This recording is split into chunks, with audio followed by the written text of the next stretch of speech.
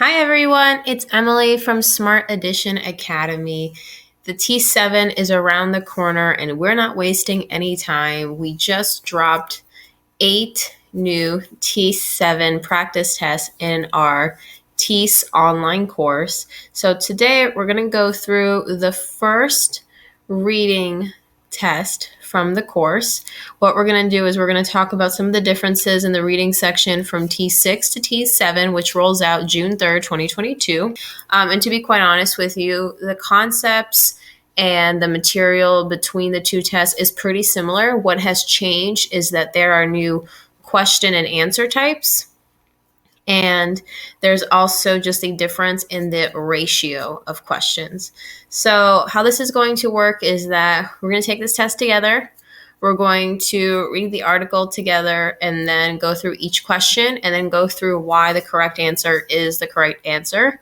I'm also going to be going through some tips, tricks, and also some study methods for how you can boost your score if reading is a struggle subject for you. So make sure you like this video, make sure you share it with a friend, and without further ado, let's get started. So before we take the practice test, it's important to know why it's important to take a practice test and why we recommend it's the first thing that anyone does when they find out that they have to take the TEAS test. And that's because you want to take a realistic practice test because you want to be able to figure out what your strengths and your weaknesses are for each section of the test. That way you know what to study. And when we talk about what to study for the T7 reading, we actually have this all broken down in our free T7 study bootcamp.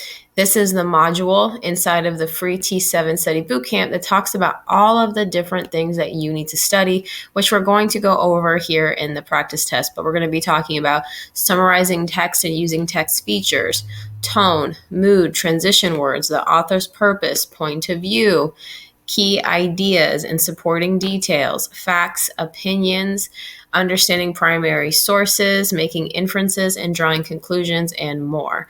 So if you want to go ahead and join this free T7 study bootcamp, we go over all of the topics of the TEAS exam, and that link to join the bootcamp is in the description below. Now let's get started on the test. Let's go ahead and go through the first question together. It says, please read the text below and answer the following question. A global temperature change of a few degrees is more significant than it may seem at first glance. This is not merely a change in weather in any one location. Rather, it is an average change in temperatures around the entire surface of the planet. It takes a vast amount of heat energy to warm every part of our world, including oceans, air, and land, by even a tiny measurable amount. Moreover, relatively small changes in the Earth's surface temperatures have historically caused enormous changes in climate. In the last ice age, 20,000 years ago, when much of the northern hemisphere was buried under huge sheets of ice, mean global temperatures were only about 5 degrees Celsius lower than they are now. Scientists predict a temperature rise of 2 to 6 degrees Celsius by 2100. What if this causes similarly drastic changes to the world we call home? And the question asks, which sentence is the topic sentence?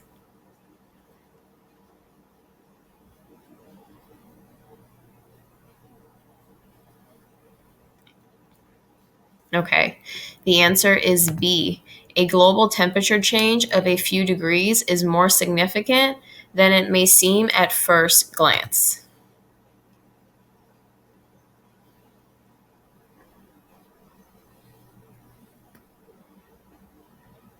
And let's talk about why this is the answer. So this is the topic sentence because it leads the reader to the main idea that a small change to global temperature could cause drastic changes in the climate. It would not be, what if this causes similarly drastic? This is incorrect because this sentence functions as a way to get readers thinking about climate change, and it does not lead to the main idea that a temperature change can cause drastic changes to climate. It is not the sentence that says it takes a vast amount of energy to warm the entire surface of the earth. It's not this sentence because this sentence is evidence of why small changes in temperature cause drastic changes to the climate, but it is not the topic of the passage. And lastly, it is not the sentence that says, in the last ice age 20,000 years ago. It's not this sentence because this sentence is just a supporting detail to the overall main idea that a small temperature change causes large climate changes. This sentence is just an example of when a temperature change occurs, that it did in fact result in a major climate change. Okay, we're working off of the same passage. This time, the question says, in the paragraph above, global temperature change is the topic, the main idea, a supporting detail, or the topic sentence. Now, this kind of goes back to what we were just going over in question number 1. Global temperature change is the topic. What we're talking about here is the global temperature change and what could happen and what are some examples of global temperature changes. It is the topic that we're talking about.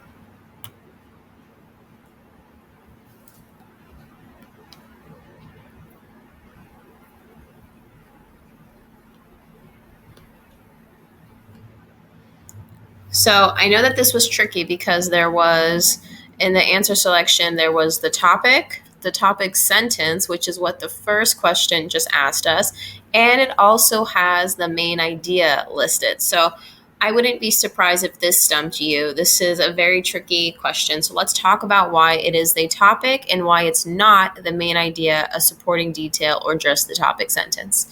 So the main idea is incorrect because a main idea is a sentence or fully constructed statement that summarizes the paragraph, and global climate change is just a phrase, it's not a full sentence. Next, a supporting detail is not correct here because a supporting detail is a piece of evidence that further proves the main idea. So like we were talking about in question number 1, talking about the ice age being the last time there was a drastic change in temperature, that is a supporting detail. And lastly, it would not be the topic sentence because a topic sentence must be a whole sentence. And similarly to the main idea, global climate change is just a short phrase. It is not a full proper sentence. Okay, we're going to keep working off of this passage. Now the question is asking you which sentence summarizes the main idea of the paragraph. Is it A small change in the weather at any one location is a serious problem? B, the author is manipulating facts to make global warming sound scary? C, people should be concerned by even minor global temperature change? Or D, it takes an enormous amount of energy to warm the earth even a little?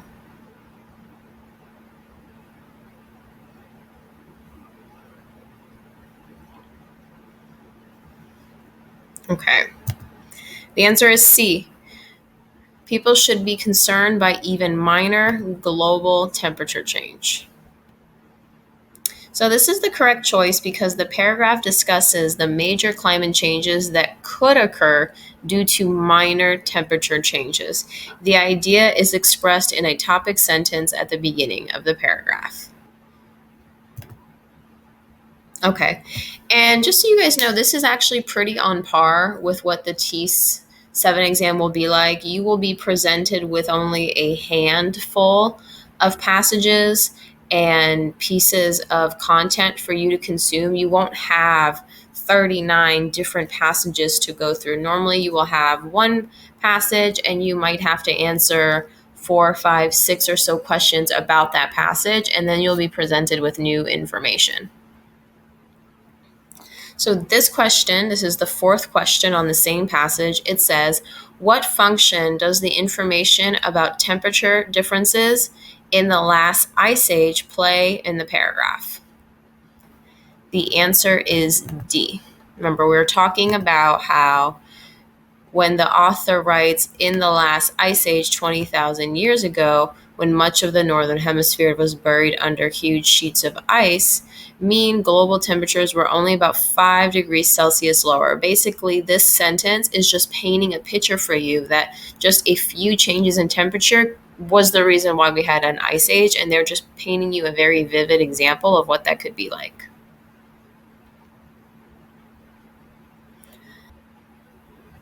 It says, which sentence would best function as the supporting detail in this paragraph? So it says, A, electricity and heat production create 1/4 of all carbon emissions globally. B, the world was only 1 degree cooler during the Little Ice Age from 1700 to 1850. China has surpassed the United States as the single largest producer of carbon emissions. Or D, methane emissions are in some ways more concerning than carbon dioxide emissions. I'm going to give you a few seconds to evaluate your choices. Okay, so the correct answer is B, and the reason is this article does not talk about electricity, heat production, or carbon emissions. It does not talk about China or the United States, and there's absolutely no mention of methane emissions. So the only sentence that makes sense out of these four selections would be B. The world was only about 1 degree cooler during the Little Ice Age from 1700 to 1850. The other three sentences don't apply and don't make any sense to what this particular paragraph is talking about. Okay, we have a fresh passage to answer questions about. It says, publishers typically pay male authors slightly higher advances than female authors. They also price men's books higher, which results in higher royalty payments for male creators. Male authors are more likely than female authors to win literary awards, receive speaking invitations, and gain attention from major reviewers, all of which drive sales. Which phrase best describes the topic of the group of sentences above? Is it A, an analysis of literary award winners? B, gender differences in author income? C, a description of book reviewers' day? Or D, resources for increasing author income?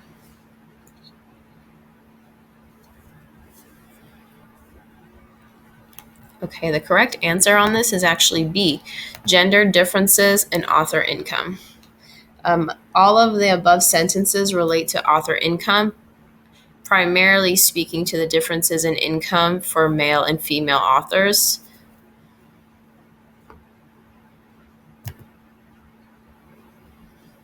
Okay, we're going to keep using this group of sentences here, and this time we're going to answer which of the following sentences would best function as a topic sentence to unite the information above?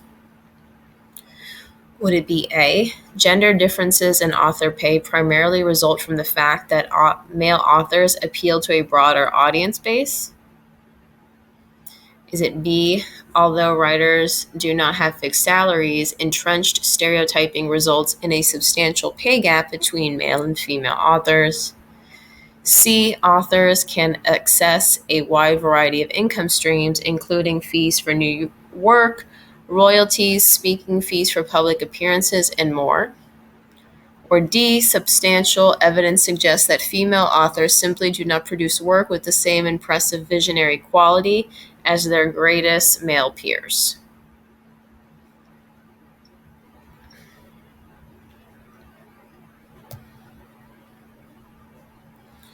You will see that the answer is B. Although writers do not have fixed salaries, entrenched stereotyping results in a substantial pay gap between male and female authors.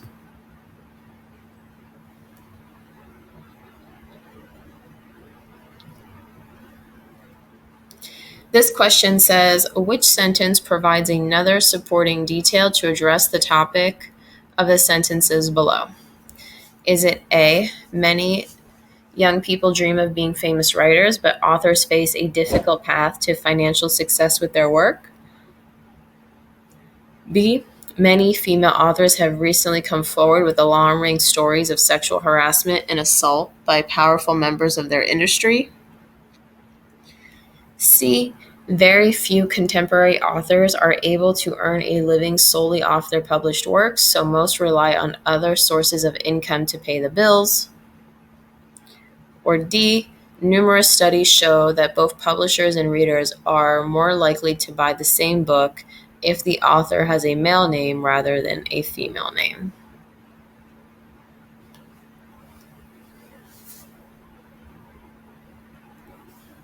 And the correct answer is D.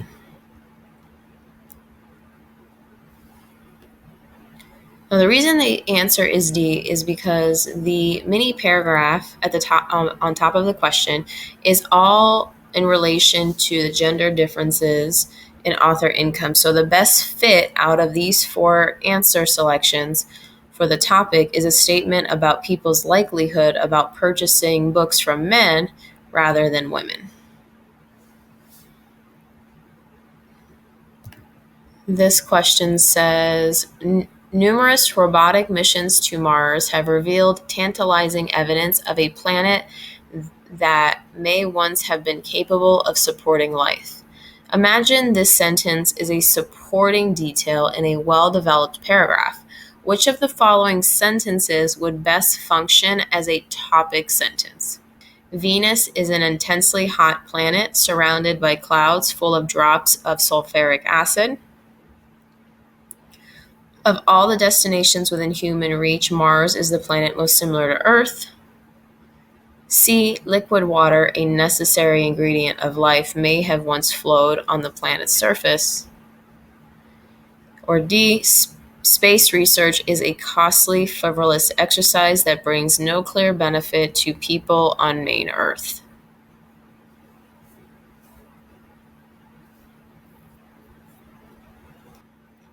The answer is B. Of all the destinations within human reach, Mars is the planet most similar to Earth.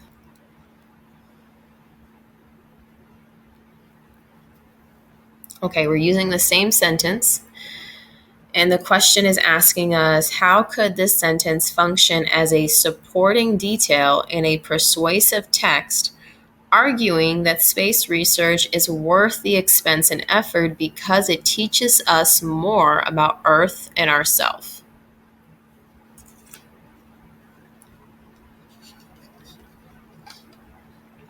The answer is C, by providing an example of space discovery that enhances our understanding of life. This just goes back to the point I was making earlier. You have to really read the question. You have to really read and consume the content, and then you have to really look at your answer options. So the question is asking us in a persuasive text, arguing that space research is worth the expense because it teaches us more about Earth and ourselves. Answer selection B is talking about how it could be earning money for investors here on Earth, which does not teach us more about Earth or ourselves.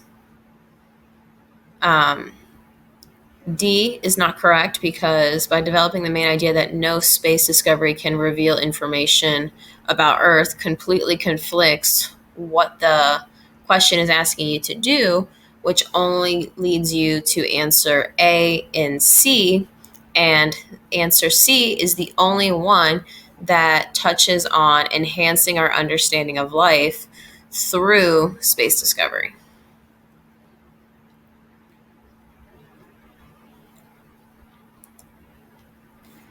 Let's go ahead and read this passage below. It says, until about 1850, a few people living in temperature climates had ever had the opportunity to taste a banana. Only after the invention of the steamship could importers and exporters reliably transport this fruit to North America and Europe. Railways and refrigeration were two other vital components in the development of the banana trade. Today, bananas are a major export in several Central and South American countries, as well as the Philippines. Around the world, people in climates that cannot support banana production now have access to this plentiful, inexpensive bananas. The question, wants us to answer which sentence provides an effective summary of the text below. A, the author of this paragraph really likes bananas and has researched them thoroughly.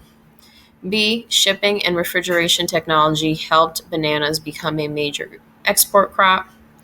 C, this paragraph should include more detail about the development of the banana trade. Or D, before 1850, most Americans and Europeans had never had the opportunity to taste a banana. The correct answer is B. Shipping and refrigeration technology helped bananas become a major export crop. And that is because of all of the sentences here presented to us. This is the one that properly summarizes what this is actually talking about. This passage is talking about railways, refrigeration. It's talking about it being a major export. It's talking about how through the invention of a steamship, people could transport them. Therefore, the answer is B.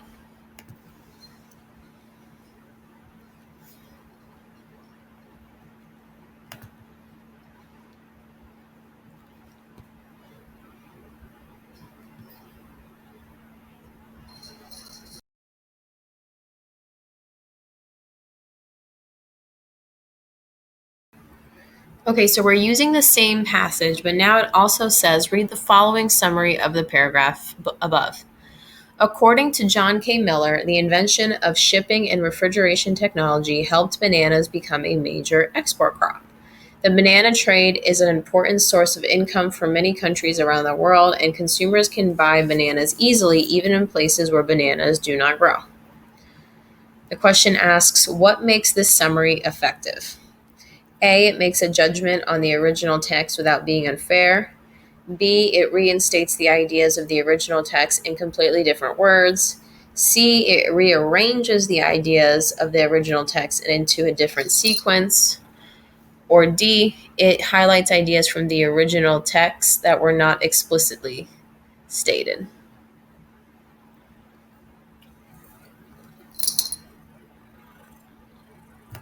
The answer is B. It restates the ideas of the original text in completely new words.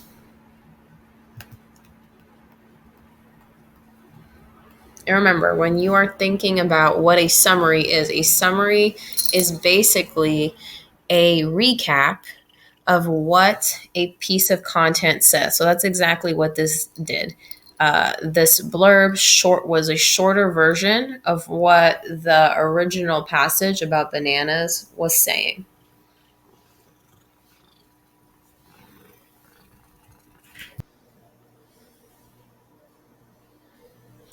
Okay, so for this question, now we have the two different paragraphs. We have the original paragraph, and then we have the summary paragraph.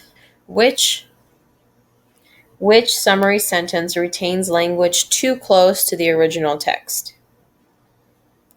The author of this paragraph really likes bananas and has researched them thoroughly. B, this paragraph should include more detail about the development of the banana trade. C, before 1850, most Americans and Europeans had never had the opportunity to taste a banana. Or D, the technological developments of the Industrial Revolution helped create a global banana trade. And the answer is C. The answer is C because this is the only sentence that was included in the original passage. It says right here, until about 1850, few people living in temperate climates had never had the opportunity to taste a banana, which is very similar to option C.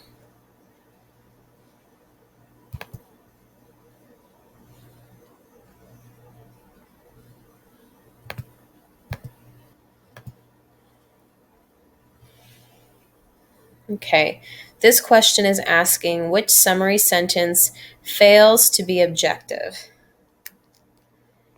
A, the author of this paragraph really likes bananas and researched them thoroughly. B, this paragraph should include more detail about the development of the banana trade. C, before 1850, most Americans and Europeans had never had the opportunity to taste a banana.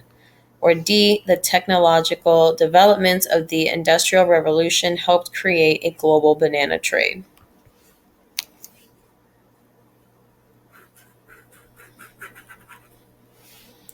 The answer is B. This paragraph should include more detail about the development of the banana trade. So this is correct because summaries are meant to be objective, providing the main points of a text instead of offering opinions about the original text. This answer critiques the original text, which is subjective, rather than summarizing it objectively. So because it says this paragraph should include more information about the development of the banana trade, that is a subjective statement, not an objective one.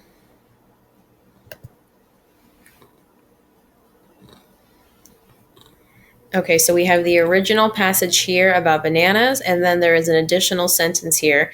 It says, read the following sentence. Nobody would eat bananas today if modern shipping and refrigeration technology had never been invented. And the question is asking us, why doesn't this sentence belong in the summary of the paragraph above? A, it concerns supporting details and not main ideas. B, it adheres too closely to the original author's language. C, it fails to make a clear judgment about the original text. Or D, it does not accurately state an idea from the original text.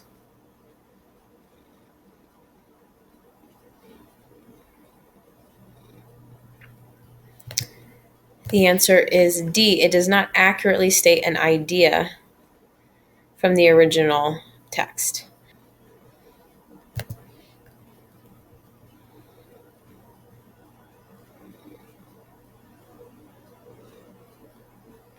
The next passage reads as follows. As a parent, I find television and movie rating systems unhelpful. Rating systems are not human. Their scores are based on numbers. How many bad words, how many gory scenes, and to me, that makes no sense. Nobody else knows my kids like I do, so nobody else can say what's okay for them to watch. In my experience, the content a government organization rates as PG or PG 13 may or may not be appropriate for my 9, 14, and 16-year-olds. My youngest is quite mature for his age, and I'm fine with him hearing a bad word or two as part of a meaningful story. Violence concerns me more. I won't even let my 16-year-old watch frivolous violence or horror, but I don't shelter him from realistic violence. My little guy still has to stay out of the room for the bloody stuff, but eventually kids will need to know what is out there. The question is asking, the primary purpose of this passage is to decide, inform, persuade, or entertain.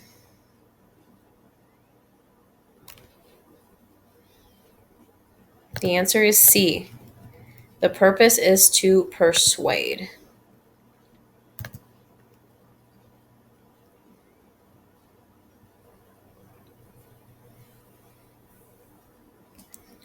So it is not to decide because the author is not trying to choose between two things. They are firm in their opinion. It is not to inform because the passage is about personal experience as a parent. They talk about their role as a parent, and they talk about their children, and they also cite specific examples of what they let their children in different age groups watch and don't watch. And it is not to entertain because this is stating their opinion and it's not telling a story. The author of this passage would be most likely to agree that A, kids should not watch television or movies at all until they are in their teens. B, government rating systems should have more levels to make them useful. C, it is never appropriate to prevent any human being from watching any show or movie. Or D, another parent would have the right to let her own kids watch extremely violent movies.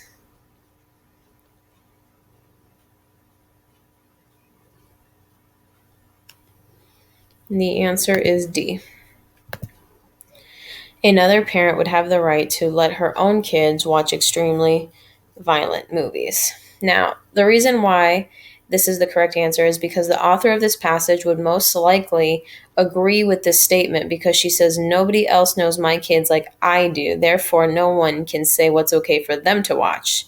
Therefore, we can infer and draw a conclusion that she would most likely agree with this as it extends to other parents and other people's children.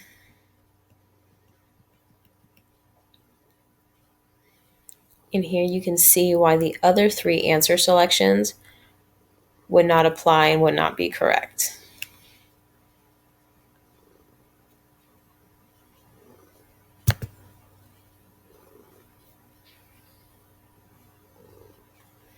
The author of this passage would be likely to support an effort to A, create a government system to recommend ages for reading children's books, B, preventing kids from attending movies in the theater without their parents' presence, C, provide parents more information about the content of children's shows and movies, or D, change the age for watching PG-13 movies down to 10 because today's kids are more savvy.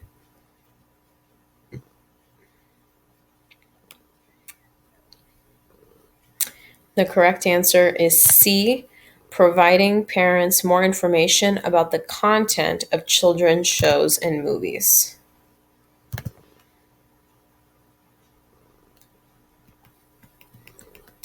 The author of this passage would be likely to support an effort to provide parents more information about the content of children's shows and movies, so that way they can make their own decision as to whether or not their kids are mature or should watch certain shows or movies. This goes back to this sentence where in the beginning they say nobody else knows my kids like I do, so nobody else can say what's okay for them to watch. In addition, it says that the movie rating systems are unhelpful, they're not human, they're based on scores. It's basically an algorithm, how many bad words, how many gory scenes. And then in the two supporting subparagraphs, she is talking about examples of when she does or doesn't allow her children to watch something based on the content. So that is what makes answer C correct.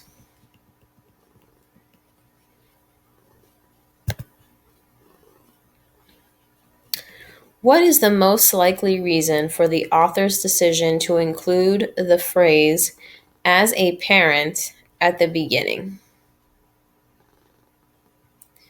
Is it A, this phrase provides a reason to support her opinion? B, she's implying that non-parents cannot know what her kids need? C, this phrase provides a transition from the points she made earlier?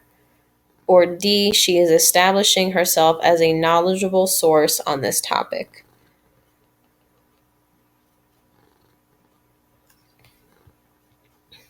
The answer is D. She's establishing herself as a knowledgeable source on this topic.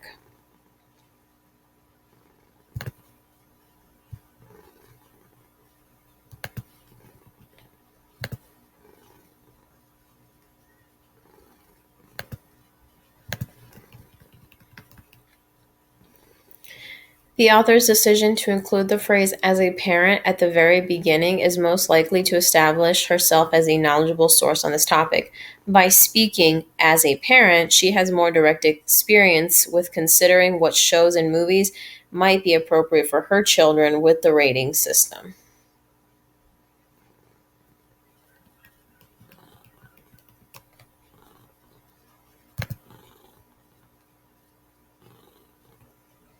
When the author says rating systems are based on numbers, she is developing the point that A, logic and reasoning have no place in parenting.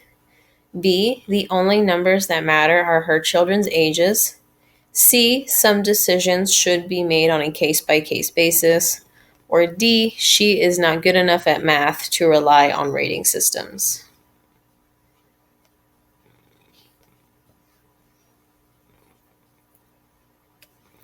The answer is C, some decisions should be made on a case-by-case basis. And the author says rating systems are based on numbers. This is an extension of her position that rating systems are not humans.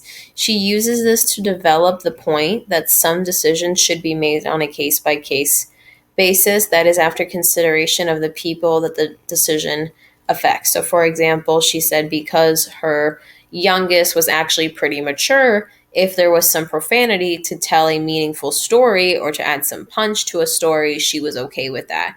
But that she did not condone violence, but if it was realistic violence, it was okay. So she actually made it a point in her paragraphs to state 2 to 3 examples of when something was or wasn't okay, regardless of what the rating system said.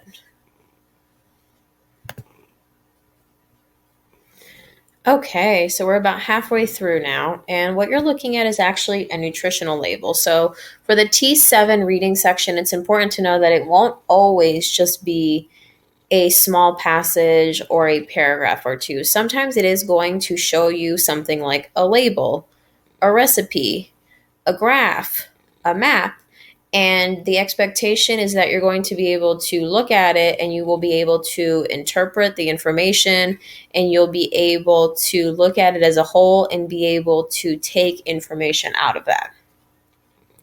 So here you are studying the label, and the question is asking how many calories are in one serving of this product? 5, 20, 150, or 3,750. How many calories are in one serving of this product?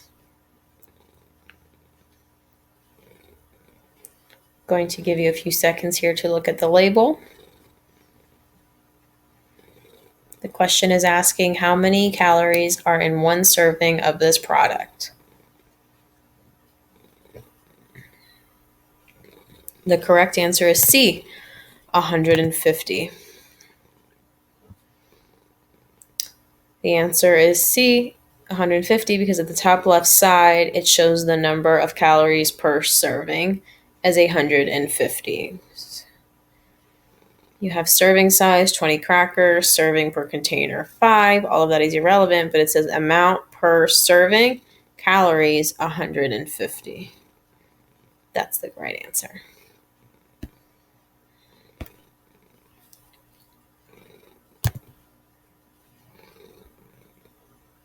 It says Jermaine ate 60 crackers out of this box. How many servings did he consume? Jermaine ate 60 crackers out of the box. How many servings did he consume? 1 serving, 3 servings, 5 servings, or 10?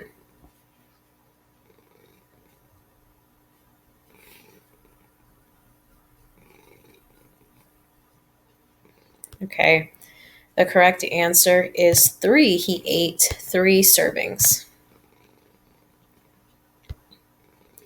So the reason why he ate 3 servings is right here. It says a serving size is 20 crackers. So if he ate 60, that means he ate 3 serving sizes. 3 times 20 is 60. That's why the answer is 3. 3 serving sizes. Another way to do this is to divide 60 by 20, because that's the serving size, which would also get you 3.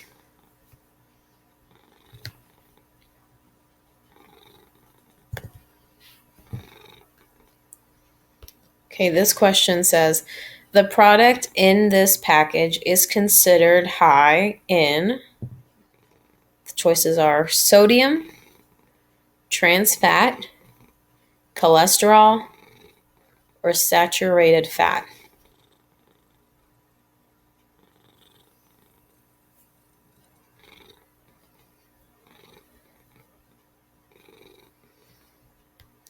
And the answer is D, saturated fat.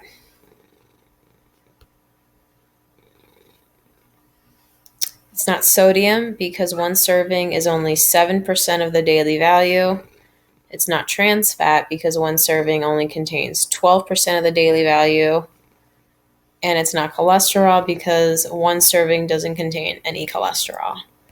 And the best way to confirm your information is to look at the chart. So we have saturated fat, cholesterol, sodium, and then we have trans fat up here.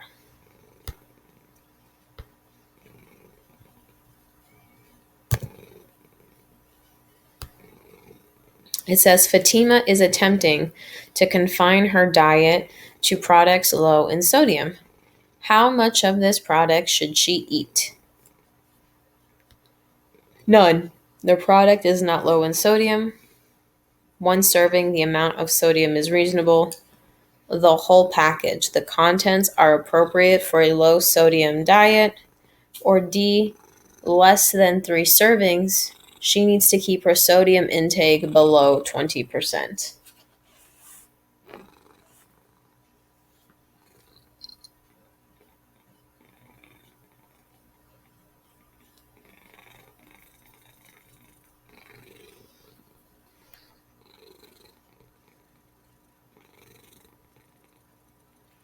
The answer is A, none. The product is not low in sodium. Products are considered low in nutrient if the daily value is below 5%. This product does not meet that criteria. One serving contains 7% of the daily value, so this would not go along with her diet.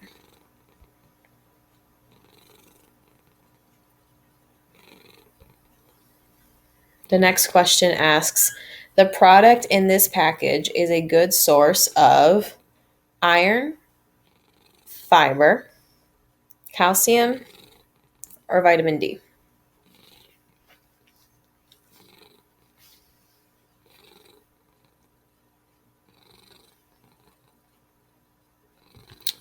The correct answer is iron.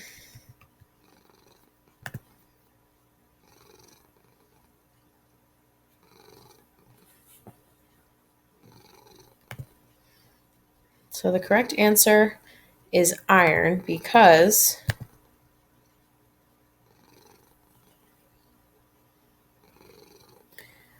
this product is not considered healthy by most standards, but it is a good source of iron. One serving contains 20% of the daily iron that a person needs. It is not fiber because one serving only contains 2% of the daily value of fiber. It is not calcium because one serving only contains 5%. It's not vitamin D because one serving contains no vitamin D, or 0% of the daily value of it. Vitamin D is incorrect because one serving contains no vitamin D, or 0% of the daily value of it. And you would get all of that information from here. So for example, dietary fiber less than 1%, vitamin D 0%, iron 20%, that's the correct answer, calcium 5%.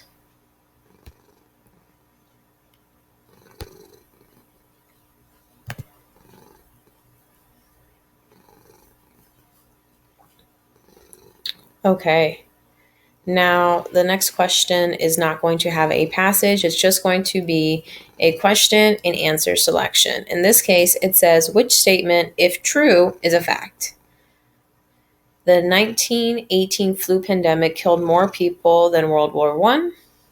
The 1918 flu pandemic was more devastating than World War I. The 1918 flu pandemic was a terrifying display of nature's power.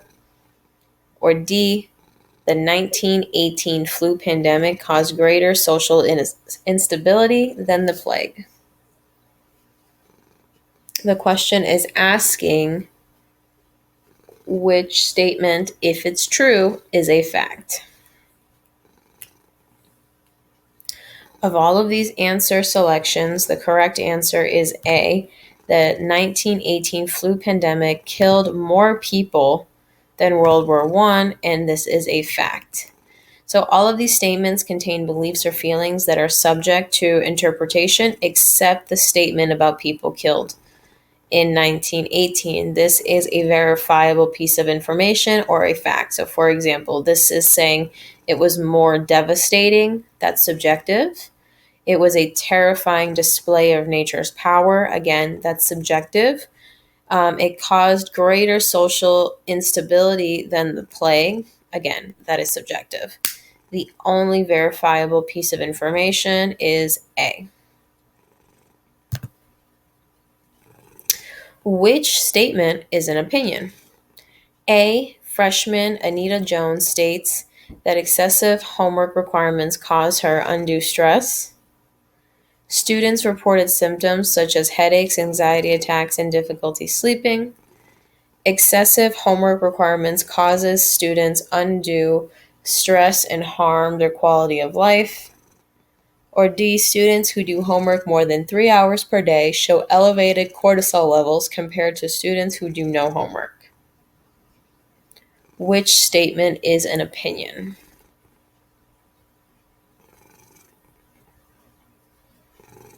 The answer is C. Excessive homework requirements causes students undue stress and harm their quality of life. Words like excessive and undue are subject to interpretation and reflects beliefs rather than verifiable facts. However, words like these may appear in factual statements about what people said they felt or believed.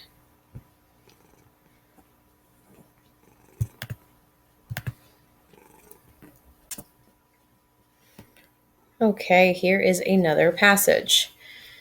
It says, a growing focus on STEM, science, technology, engineering, and math, has brought funding and excitement for these subjects into schools. Meanwhile, the push for standardized testing is requiring teachers to devote a large proportion of class time to reading and math test preparation.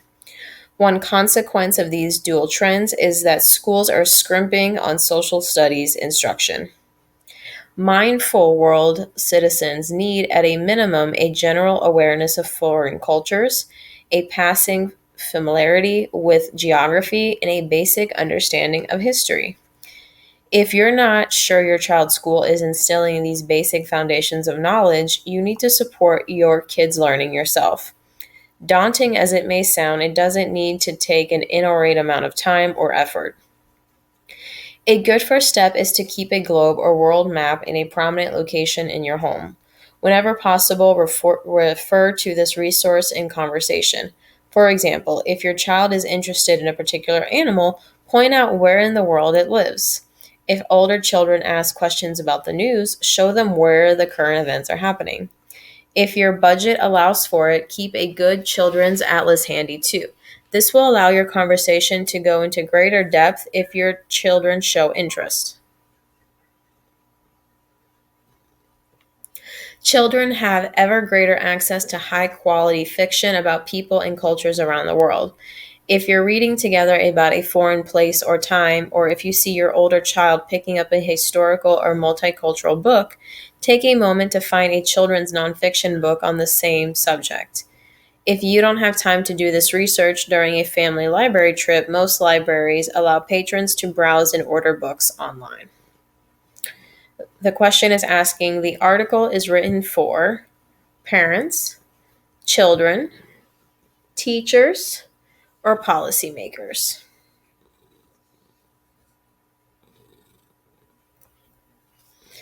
The answer is A. This article is written for parents.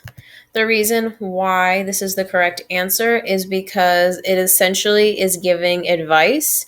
It is talking about the steps that you could be taking to be adding social studies into your home, your child, your conversations. It is implying that you are a parent and you have children.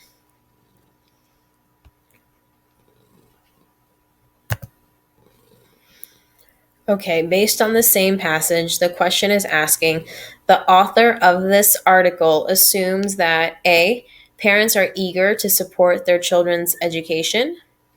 B, parents have unlimited time to support their kids' education. C, teachers do not like helping children learn about social studies. Or D, teachers all prefer STEM subjects and reading over social studies.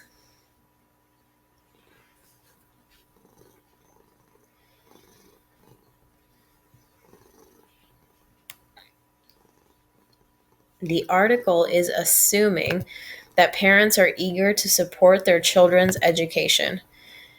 The reason this is the correct answer is because the article is assuming that the reader has an interest in it, has an interest in what their kids are learning, has an interest in supplementing, has an interest in seeing what other options are available.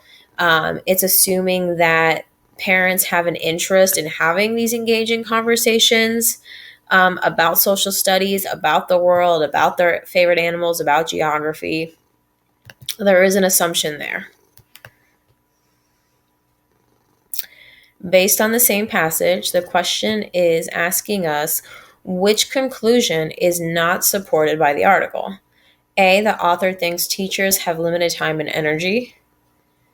B, the author thinks people benefit from understanding history. C, the author thinks C, the author thinks many parents read regularly with their kids. Or D, the author thinks STEM instruction is a waste of children's time.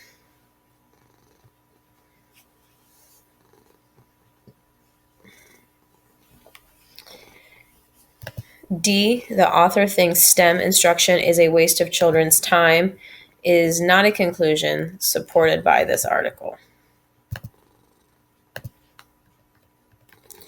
This is the correct answer because the author states that STEM studies take up a large portion of the school's curriculum, but they do not write anything about STEM being a waste of time for students. On the contrary, what they're writing about is that because it is taking up such a large portion of their time, subjects such as social studies is being left out, and social studies are equally important and should be incorporated into a child's education and awareness. This question is asking us, a careful reader of this article can infer that the author wants children to grow up to become STEM employees, successful teachers, multicultural patrons, or mindful world citizens.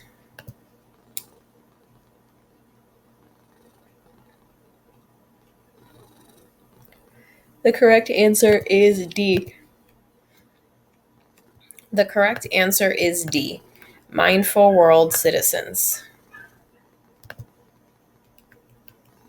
The first sentence of the paragraph describes what children need to do in order to become mindful world citizens, showing that this should be the goal for children. And just to point that out, it says here, mindful world citizens need a minimum, a general awareness of foreign cultures,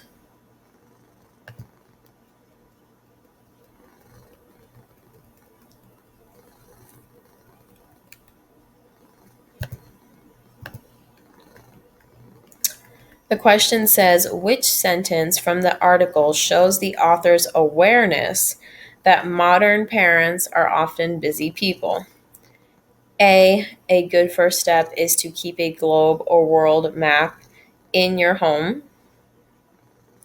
If you don't have time to do this research during a family library trip, most libraries allow patrons to browse and order books online. C, if you're not sure your child's school is instilling these basic foundations of knowledge, you need to support your kids learning yourself. Or D, a growing focus on STEM, science, technology, engineering, and math has brought funding and excitement for these subjects into schools. The correct answer is B, because the question is asking you which sentence from the article shows the author's awareness that modern parents are often busy people. This is the only answer selection that uses a sentence from the passage that is talking about time or use of time.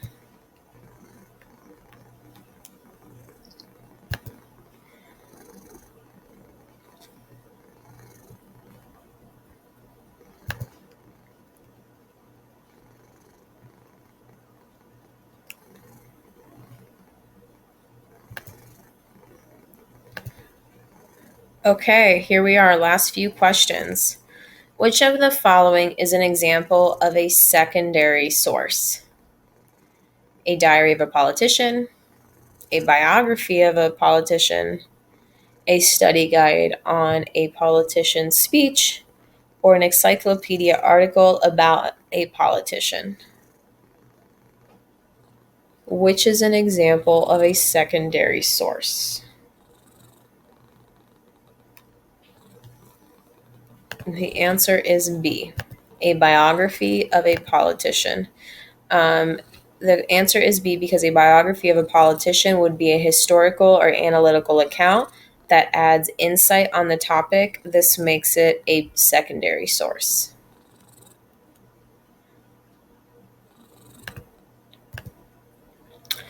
Which of the following is not a primary source on Charles Darwin? A. Charles Darwin's field notes from his travels. B. On the Origin of Species by Charles Darwin. C. An online database of Charles Darwin's writings. Or D. A blog post about Charles Darwin's contributions.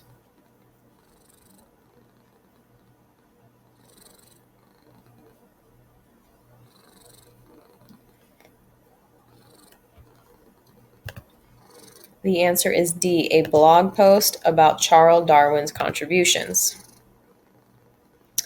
An online database of writings by a historical figure is primary, but a blog post reflecting on his contributions is secondary.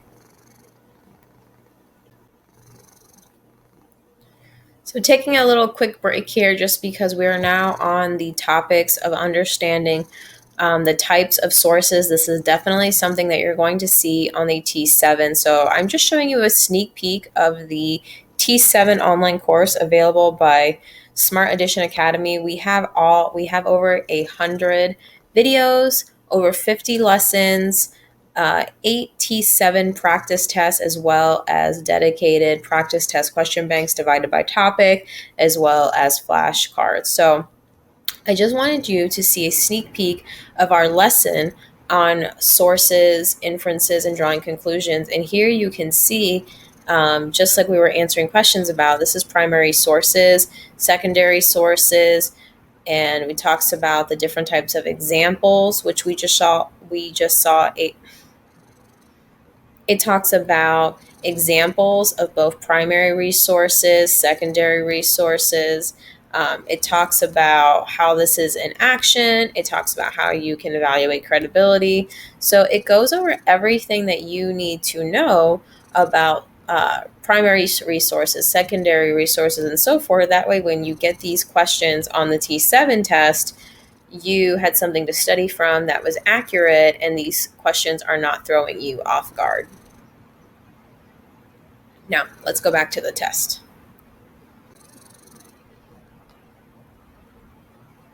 It says, read the passage below and answer the following question. There is an inherent risk associated with the use of RIP gym facilities. Although all RIP gym customers sign a risk acknowledgement and consent form before gaining access to our grounds and equipment, litigation remains a possibility if customers suffer injuries due to negligence. Negligence complaints may include either staff mistakes or avoidable problems with equipment and facilities. It is therefore imperative that all RIP gym employees follow the safety protocol in the event of a customer complaint. Reports of unsafe equipment and environments. RIP gym employees must always respond promptly and seriously to any customer report of a hazard in our equipment or facilities, even if the employee judges the complaint as frivolous. Customers may not use rooms or equipment that have been reported unsafe until the following steps have been taken in order to confirm and or resolve the problem. 1. Place warning, out of order, or off-limits signs in the affected area or on the affected equipment as appropriate. Always follow this step first before handling paperwork or attempting to resolve the reported problem. 2. Fill out a hazard complaint form. Include the name of the customer making the complaint and the exact wording of the problem being reported. 3. Visually check the area or equipment in question to verify the problem. A, if the report appears to be accurate, then a resolution is necessary. Proceed to step 4. B, if the problem appears to be inaccurate, consult the manager on duty. 4, determine whether you are qualified to correct the problem. Problems all employees are qualified to correct are listed on page 12 of the employee handbook. Employees who have not undergone training for equipment repair and maintenance must ... This passage is best described as a narrative text, technical text, expository text, or persuasive text. The correct answer is B. This is a technical text. The passage is informative, technical text that instructs the reader or employee about steps to be taken when a customer complaint is made. It is not telling a story. It is informational, but this specifically outlines a process for completing a task. It is instructional, and this is not trying to convince or persuade the reader to do anything. Using the same passage, the question says, which term best describes the structure of the opening paragraph? Sequence, description, problem solution, or compare and contrast? Which term best describes the structure of the opening paragraph? I'm going to scroll back up here so you can see the opening paragraph.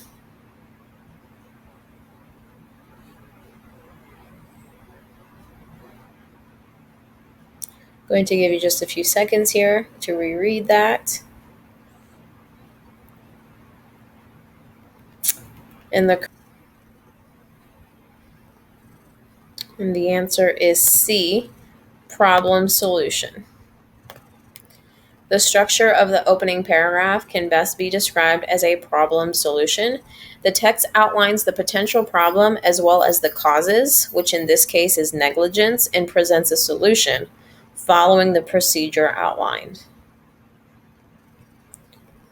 While the rest of the text is a sequence, which outlines a step-by-step procedure, the opening paragraph is not a sequence.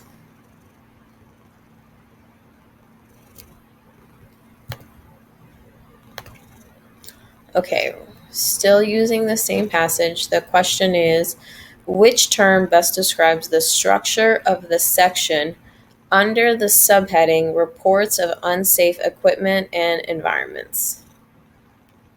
And that is here.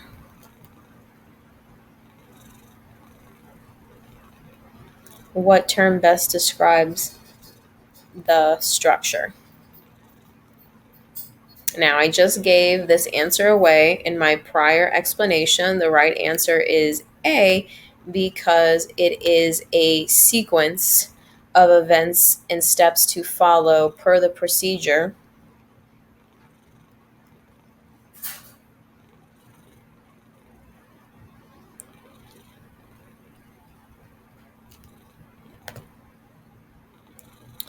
What is the difference between expository and technical writing?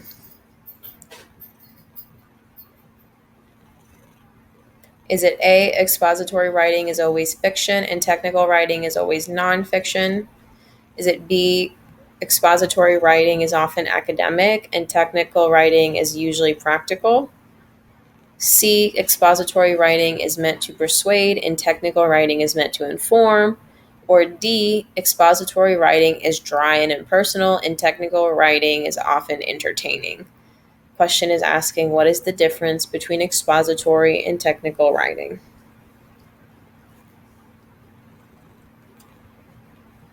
The answer is B. Expository writing is often academic and technical writing is usually practical. So expository writing explores academic questions and may be written in an entertaining style, whereas technical writing explains complex processes or mechanism and is usually written in an impersonal style. Okay, yes, we made it. This is the last question of the TEAS 7 reading practice test. It says, which of the following is an example of expository writing? A user manual, a history book, a op-ed article, or an autobiography?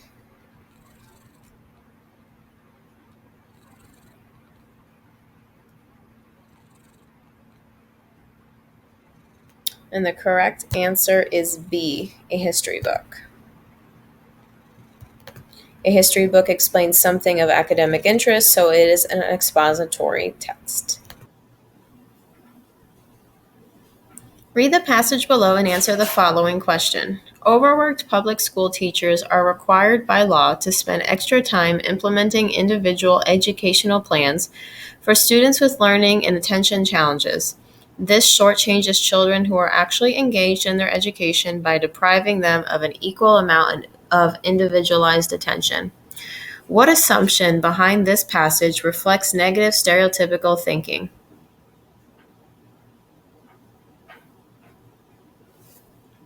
The answer is B. Students with learning disabilities are not engaged in their education.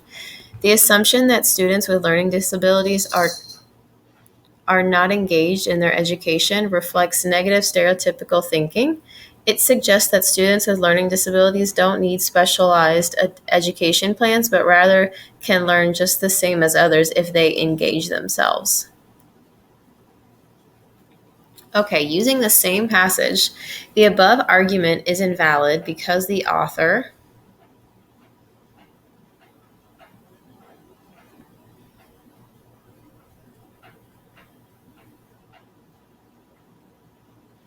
The answer is B.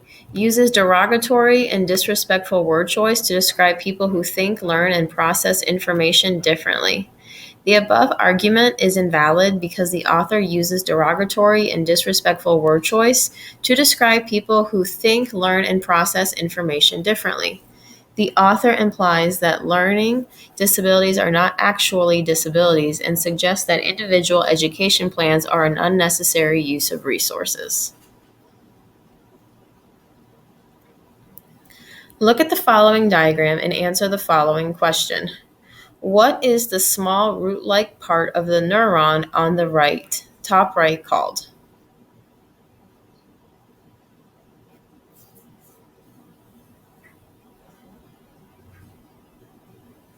The answer is C, a dendrite.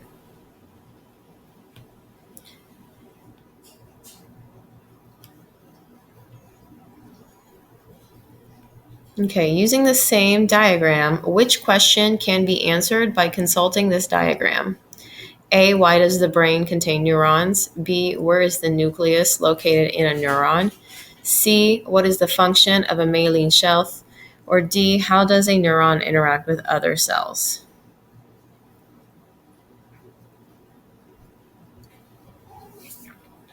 The answer is B, where is a nucleus located in a neuron?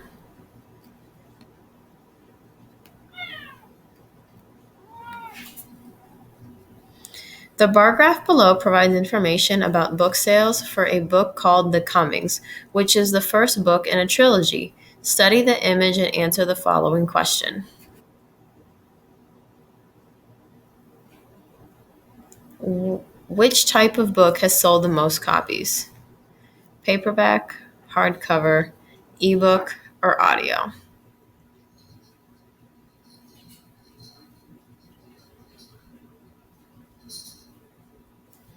The answer is C, paperback. The paperback format has sold the most copies according to the bar graph. The bar for this format is the highest, while the bars for the other formats were lower, indicating fewer copies sold. Okay, using the same graph, the marketing director for the Cummings wants to use a different strategy for publishing book 2 in the series. Which argument does the bar graph best support?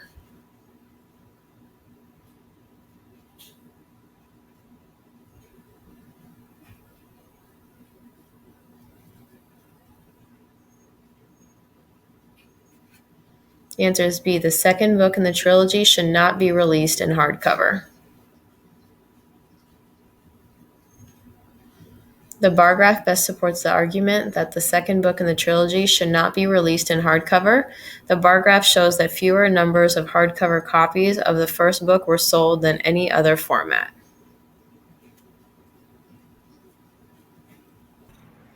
So what you're seeing here is the TEAS practice test being graded.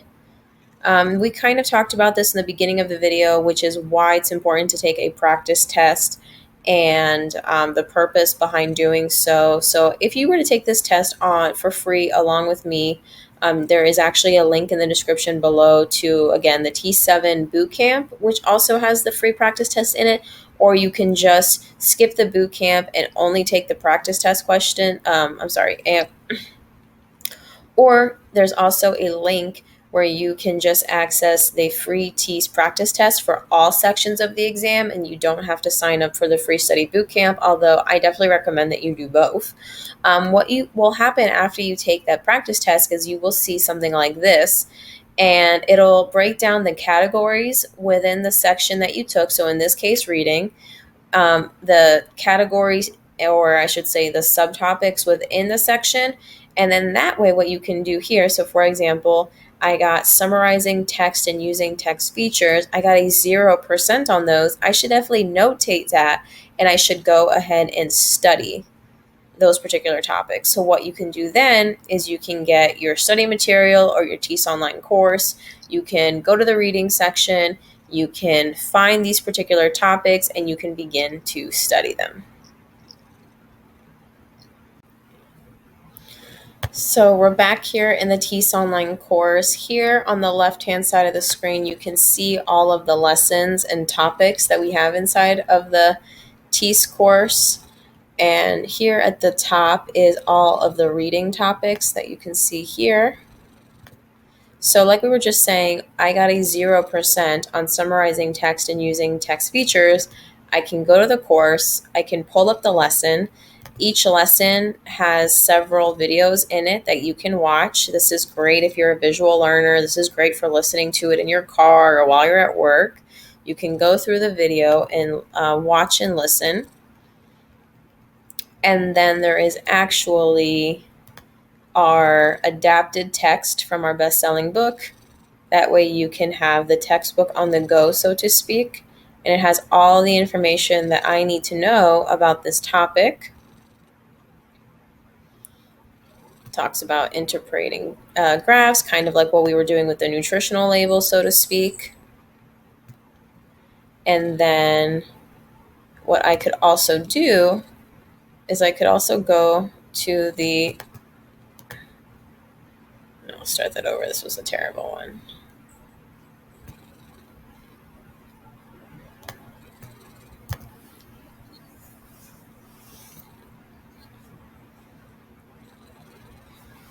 Okay, so just like we saw in the diagnostic report, I got a 0% on most of the topics, right? According to the diagnostic test. So I can go inside of the TEAS course and I can navigate all of these different topics within each section, and then I can get very granular. So I can specifically go inside